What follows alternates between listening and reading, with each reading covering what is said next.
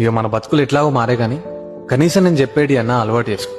ఉన్నంతకాలం కొంచెం సంతోషంగా ఉండొచ్చు. భరోసానే లేని మన జీవితాలల్లా జీవితాంతం తోడుండేది బాధ. ఆ బాధని అర్థం చేసుకొని అలవాటు చేసుకో. ఈ ఒక సామెత ఉంది కదా, పైసా లేకున్నా అని పౌరుషానికి తక్కలేదు కోపం. ఆ కోపాన్ని తగ్గించుకో. అదృష్టం బాగుండి ఆస్తులు సంపాదించినా సరే అణిగిమణిగి ఉండడం నేర్చుకో. చివరిగా ఒక మాట, నరం లేని నాలుకేళ్ళు మాట్లాడే మాటలతో కంటే నీ కన్నీళ్లు తుడుచుకొని కష్టాలతో కొట్లాడు. నువ్వు ఎవరైతే వీడియో చూస్తున్నా నువ్వు నాకు అన్న అవుతావో తమ్మును అవుతావో అక్క అవుతావో చెల్లి అవుతావో నాకు తెలియదు, కానీ బాధ్యతగా బతుకు. నీకున్న బాధ్యతని భద్రంగా కాపాడుకొని బాధ్యత గల మనిషిగా బతుకు.